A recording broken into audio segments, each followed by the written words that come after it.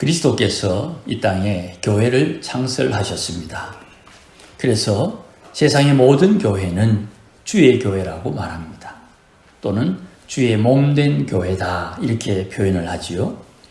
주의 교회는 주님 되신 예수님께 복음을 전달받았습니다.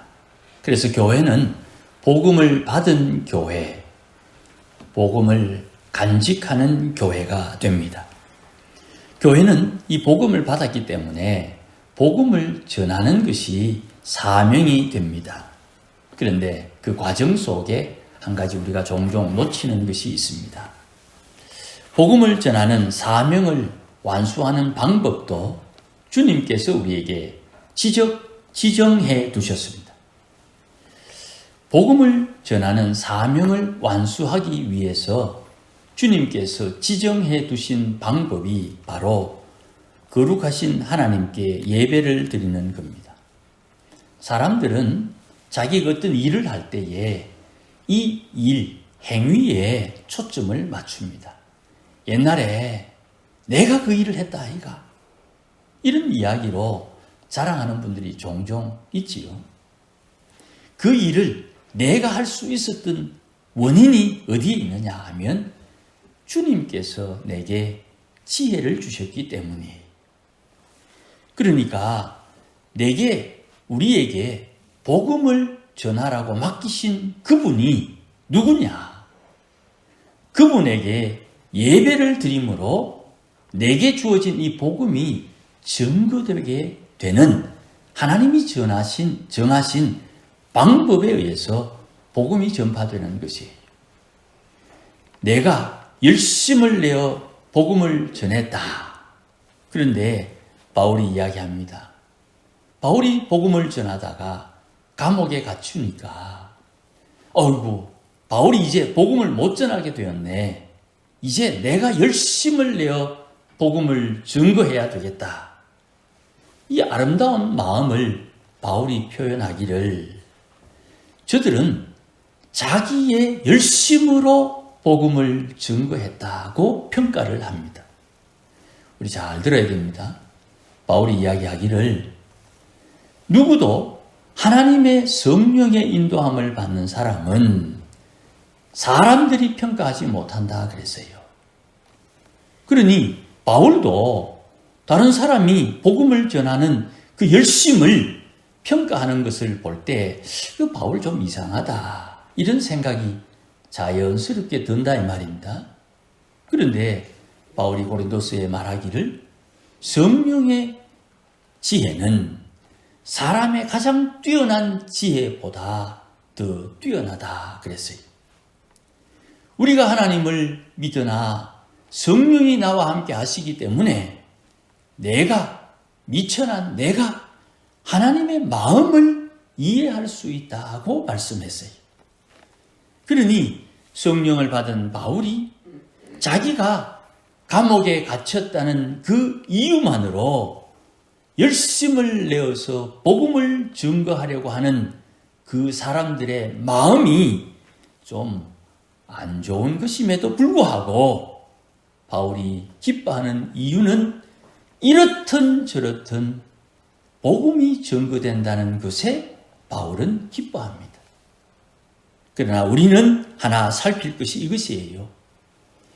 바울이 이야기하기를 저들이 자기의 욕심을 따라 복음을 전하고 있다는 것 우리 놓치지 말아야 된다 이 말이에요. 복음은 예배를 드리는 사람을 통해서 증거되고 그 능력이 나타나게 되는 것이에요. 구한말에 양반들이 전도를 받고 성경을 사서 읽었는데 양반들이 성경을 읽고 난 뒤에 이런 말을 선교사들에게 했어요. 아니 성경은 경전인데 이 경전에 왜 이렇게 죄 지은 사람들이 많이 나오나? 그렇게 푸념하는 이야기를 듣고 선교사님들이 마땅히 할 말이 없었는데 우리 한국인 목사님들이 그렇게 묻는 양반들에게 이렇게 이야기를 했어요. 인간의 허물과 죄를 덜추면서 사람들을 용서해 주시는 하나님의 사랑이 성경에 들어있지 않느냐. 다른 말로 다른 경전에 사람들이 이렇게 해야 된다, 저렇게 해야 된다는 이야기는 하지만 너희들의 허물과 죄가 무엇이다는 것을 지적하는 경전은 성경밖에 더 있습니까? 이렇게 양반들에게 반응을 하고 대답을 했어요. 우리는 잘 알고 있습니다. 양반 문화는 보여주는 문화지요. 특별히 조선이라는 나라는 더 심했습니다.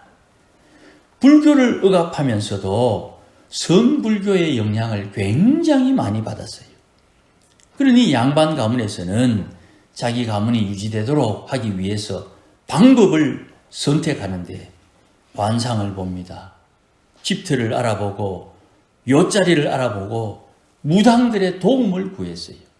양반들만 그런 것이 아니고 심지어는 왕실에서도 점쟁이가 끊어지지 않았어요.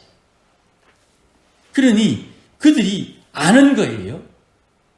성경이라는 이 경전 속에 죄인들이 등장하는 이유는 그 허물과 죄를 용서해 주시는 하나님의 사랑이 돋보인다 하는 것을 양반들이 깨닫고 구한 말에 양반들이 상투를 자르고 예수 믿은 사람 의외로 많습니다. 교회가 이 땅에 존재해야 하는 이유는 복음을 맡기신 하나님 앞에 예배드리기 위해서 교회가 존재하는 것이에요. 그리고 그 교회를 통해서 예배를 드림으로 성도들이 복음을 전하는 것입니다. 그래서 신약의 모든 성도는 복음을 전하는 선지자가 되는 것이에요. 하늘로 가신 예수 그리스도께서 약속대로 성령님을 사도들과 제자들에게 보내어 주십니다. 이제 성령의 인도를 받는 사도들은 제자들과 함께 교회를 이루어요. 이 과정을 통해서 그리스도가 교회를 창설하셨다. 그렇게 명제를 만들고 신학의 기중한 법칙을 만들어요. 그러니까 교회는 영적인 일하는 기관으로서 하나님의 손과 발이 되는 것입니다. 다시 말해서 예수를 믿는 성도들이 교회를 이루는 거예요. 하지만 제가 자주 말씀드렸습니다. 사람들이 모이면 반드시 두 가지가 만들어져요. 하나는 사람들이 모이면 조직을 만들어요. 네 회장해라, 네 회계해라, 이렇게 조직을 만들어요. 사람들이 모이면 반드시 만들어야만 돼요. 두 번째는 그 조직을 유지할 법을 만들어요. 회칙을 만든단 말이죠. 그래서 교회도 마찬가지로 사람이 모이니까 사회학적으로 교회의 조직 구조가 만들어지고요. 그리고 교회에서만 통용되는 법이 만들어져요. 교회법이 있고 교회의 조직이 있어요. 이것을 통해서 교회가 운영되는 것입니다. 사람들의 의식이 발전되는 역사의 흐름에 따라서 사회에 통용되는 시대의 의식, 시대 정신에 따라 다양한 모양을 보일 수는 있어요. 먹고 사는 방식에 따라 문화가 다양하듯이 교회의 모양도 다양하지만 교회의 본질, 교회의 주인이신 그리스도의 성령의 인도를 받는 것은 변하지 않는 것이에요. 그래서 교회는 하나님께서 그리스도가 다스린다. 그렇게 우리가 같이 신앙으로 고백을 하는 것입니다. 이 그리스도가 다스리는 교회에 세우신 조직, 직분을 따라 하나님께서 성도들에게 직분을 줘요. 이 직분은 복음을 전하라는 교회를 위해서 주어진 직분입니다. 직분을 받은 분들은 교회의 주인 되신 주님을 위해서 봉사하는 거예요. 목사를 위해서 하는 게 아니에요. 교회의 주인 되신 주님을 위해서 목사도 순종해야 돼요. 안 하면 잘리는 거예요. 교회를 다스리시는 주님의 통치를 따라 교회를 세우는 분들이 직분 받은 분들이에요. 그러니 어떤 직분이든지 교회의 주인이신 주님을 섬기는 자세가 당연히 필요한 거예요. 누구나 직분을 받았으니 주의 몸된 교회를 위해서 봉사하는 마음을 가지고 있어요. 그래서 성찬은 우리 성도들이 은혜를 받는 주님의 방법이 되는 것입니다. 성찬식에는 누구나 참여할 수 없어요. 반드시 예수님을 자기 구주로 영접하고 세례받은 사람이 참여합니다. 우리는 아이가 없지만 모든 교회에서는 성찬에 먹는 떡과 포도주를 아이에게 절대 먹이면 안 된다고 가르칩니다. 왜냐하면 그 아이의 영혼을 위해서 말입니다. 어떤 형편이라도 반드시 성찬에는 참여하기 위해서 애를 써야 됩니다. 이런 일은 잘 없지만 오늘 성찬을 베풉니다마는 이 성찬을 베푼다고 광고가 나가면 그날 갑자기 출장을 가거나 또 큰 일이 있더라면 그 일을 조정해서라도 성찬에 참여할 수 있도록 애를 써야 돼요. 만약에 다른 지역에 출타하게 됐는데 그 교회에서 성찬식을 하고 있다. 그건 땡 잡은 거예요.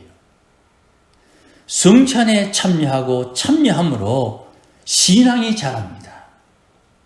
성찬에 참여함으로 하나님의 성령의 충만함을 받는 기회가 한 번 더 제공이 되는 거예요. 여러분, 이런 표현은 미신적이거나 귀신 씨다락 까먹는 소리가 아니에요. 실제로 그러한 일이 주어지고 반복되어 일어나는 거예요. 일용할 양식을 먹고 사람이 살듯이 우리의 영은 성찬을 통해 믿음과 신앙이 자라는 영양분을 공급받는 거예요. 그저 빵을 찢고 잔을 마셔서 신앙이 자라는 게 아니고 우리가 빵을 찢고 잔을 나누어 성찬을 먹고 마시듯 우리가 평상시에 하나님의 말씀을 읽고 말씀을 묵상하고 기도하는 신앙생활이 마치 빵을 찢고 잔을 나누는 이 성찬에 참여하는 신앙의 고백이 된다는 것이에요. 평상시에 우리가 하나님 앞에 예배하고 말씀을 듣고 또 기도하고 묵상하는 이 모든 행위가 마치 하루 성찬에 참여하는 그런 마음과 자세로 하루하루를 살며 주님, 오늘 우리에게 일용할 양식을 주십사 간절한 마음을 가지는 것이에요. 그러니 주의 성찬에 참여하여 빵을 찢고 잔을 나누어 마시면 영이 자라게 될 것을 믿는 것입니다. 하루 예배를 드리고 6일을 살잖아요. 거꾸로 6일을 살고 다가오는 주일을 맞이하고 하나님 앞에 예배하잖아요. 그 하루 주님이 정하신 날 안식하며 하나님 앞에 예배하는 날인데 그날 예배하는 이에게 주일을 복되게 하신 하나님의 복이 예배하는 이의 심령 가운데 임하게 되는 것이에요. 과학적으로 설명해 봐라. 그건 과학적으로 설명하는 일이 아니에요. 신앙의 일이요, 믿음의 일입니다. 그러니 영적인 일은 물질 세계의 현상으로 비유할 수는 있지만 물질 세계의 방식과는 전혀 다른 방식으로 작용을 하는 것입니다. 물질 세계는 시간과 공간의 제약을 받지만 영적인 세계에는, 계시의 세계에는 시간과 공간의 제약이 없어요. 이미 사람들은 저를 비롯해서 다 육체를 가지고 있기 때문에 시간과 공간의 제약을 이미 받고 있기 때문에 시간과 공간의 제약이 없는 세계 이해하지 못해요. 그래서 영적인 경험이 필요하고 기도에 매진해야 되는 이유가 되는 것이에요. 원인도 모르지만 주어진 은혜를 받는 신비함이 있고요. 이유도 모르고 당하는 주를 위한 고난의 신비함으로 우리는 헌신하게 되는 거예요. 저 사람이 왜 저러나? 보통 사람들이 이해하지 못하지만 그는 알아요.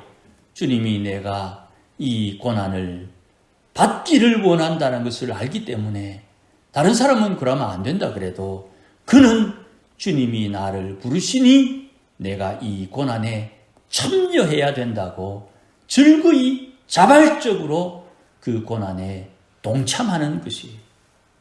수많은 믿음의 사람들이 그렇게 살았고 그렇게 이 땅을 떠났어요. 자기의 생명보다 자기의 재산보다 신앙이 더 중요하다고 생각했던 믿었던 그들이 신앙을 위해서 순교를 선택한 것이에요. 그저 약속을 따라 오늘도 주의 말씀과 성령의 열매를 맺으며 사는 신령한 주의 백성다운 삶을 살 뿐이에요. 성찬에 참여하면서 자기 스스로 주의 백성됨을 확인해야 됩니다. 이것은 결코 다른 사람이 확정해 주는 것이 아닙니다. 내 스스로 내가 주의 백성이라는 것을 확인해야 됩니다. 나의 구원은 믿음으로 된 것이다. 나는 주의 약속을 따라 세상을 살고 있으나 약속대로 하늘에서 상급을 받을 것이다. 할 수만 있으면 하나님께서 기뻐하는 것이 무엇인지 알고 순종할 것이고 특별히 지금 이 자리에 있는 내게 원하시는 바가 무엇인지 알고 순종해서 하늘의 상급을 준비하는 믿음으로 살기로 결심하고 다짐하고 헌신하는 기회가 되어야 되는 것입니다. 오늘 본문 6절 말씀에 너희도 그들 중에서 예수 그리스도의 것으로 부르심을 받은 자니라. 나는 주의 것이다. 주의 것으로 주님 불러주신 주의 교회에서 주를 위하여 헌신하고 주를 위하여 오늘도 주를 섬기는 믿음의 권속들이다 하는 것을 마음에 잘 새길 수 있기를 바랍니다. 이를 통해서 오늘도 역사하시는 주님의 큰 뜻 가운데 하나님 기쁘시게 하는 삶을 사는 우리 모두가 되시기를 주의 이름으로 축복합니다. 기도하십시다. 하나님 아버지 고맙습니다. 이 교회는 주의 것입니다. 주의 교회를 주님이 다스리시고 주님께서 통치하여 주옵소서. 우리는 다 주의 부르심을 받은 주의 성도들입니다. 주님이 우리에게 맡기신 직분을 따라 주님 앞에 충성하게 하시되 우리가 함께 어울려 하나님을 섬길 수 있도록 교회를 세워주셨으니 이 교회 안에서 주를 위하여 헌신하며 봉사하며 충성하게 하옵소서.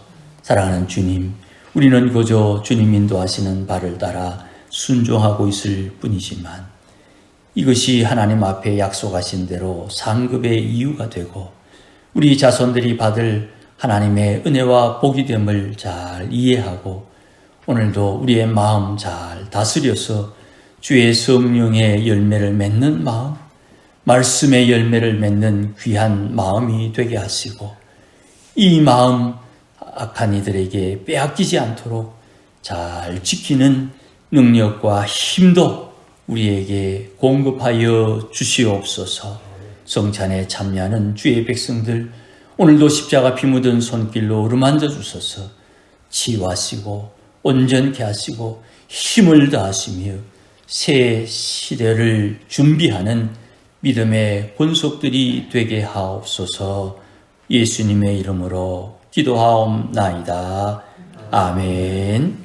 이제는 우리 주 예수 그리스도의 크신 은혜와 하나님 아버지의 극진하신 사랑과 성령님의 감화 감동으로 충만하심이 오늘도 주의 찢긴 살을 기념하고 주의 흘리신 피를 기념하여 먹고 마심으로 아버지의 생명으로 주님께서 부활하셨듯이 주의 부활하심으로 우리도 부활하실 것을 믿고 주의 약속을 따라 믿음으로 살기를 다짐하는 모든 믿음의 군속들 심령 위에, 가정 위에, 우리 교회 위에 이제로 영원토록 함께 계실지어다. 아멘.